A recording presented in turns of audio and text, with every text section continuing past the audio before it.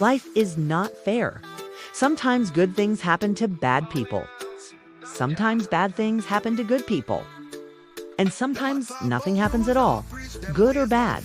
And life can feel terribly unfair. It's times like these when many lose faith. They lose faith in God. They lose faith in themselves. And they lose faith in the future. So how do we keep the faith when life feels so unfair? Well, here are 4 quick thoughts from a passage in the Bible called Habakkuk. No. 1. Acknowledge your feelings. Habakkuk opens up by the prophet complaining to God about the state of his world. He says, "O Lord, how long shall I cry for help, and you will not listen? Or cry out to you, violence upon violence, and you will not save the cities?" Notice he doesn't try to hide his feelings. He doesn't try to pretend that everything's okay.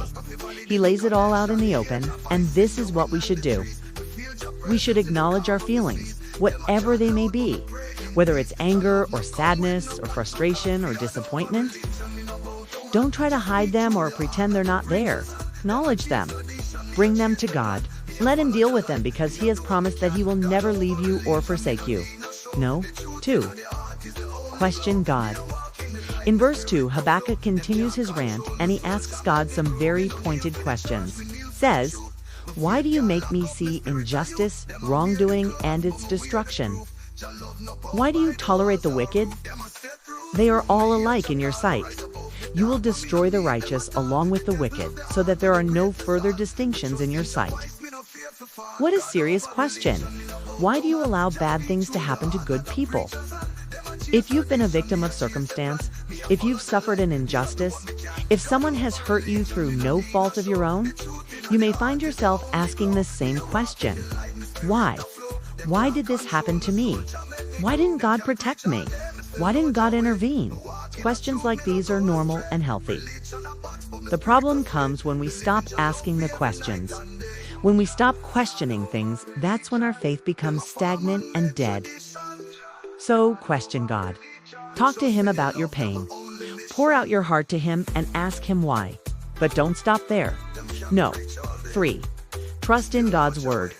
In verse 3, Habakkuk receives an answer, but it's not the answer he was expecting.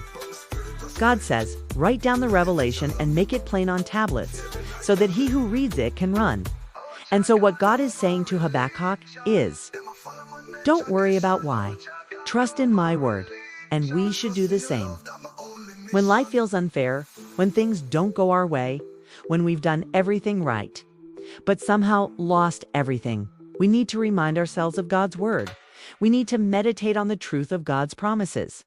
We need to read the scriptures until we can practically taste the words of Christ, who said, "These things I do, the Father also does. For my Father is greater than I am." This is a promise. God will never leave you or forsake you. He will never allow you to be tempted beyond what you can bear. And He will always, always work things out for your good. And finally, no. For rest in God's sovereignty. In verse 4, after receiving this revelation, Habakkuk doesn't continue to argue with God. He simply ends his complaint with these words. "Yet I will rejoice in the Lord. I will be joyful in the God of my salvation." Why? Because he realizes that even when life is unfair, God is still in control. Even when things don't make sense, God is still on the throne. Even when the wicked prosper and the righteous suffer, God's sovereignty is still being maintained. And this gives him joy. And it should give us joy too, that God is in control. So how do we keep the faith when life feels unfair?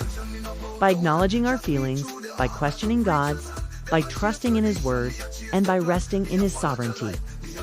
And as we do this, let's remember that one day we will be in heaven and things will be different. One day we will see Jesus face to face and we will hear those words, "Well done, good and faithful servant." Until then, let's hold on to the words of Paul, who wrote, "I have learned to be content whatever the circumstances. I know what it is to be brought low, and I know what it is to abound. I have learned the secret of being content in whatever situation." Whether a person is well-fed or hungry, whether a person is living in plenty or in want, men,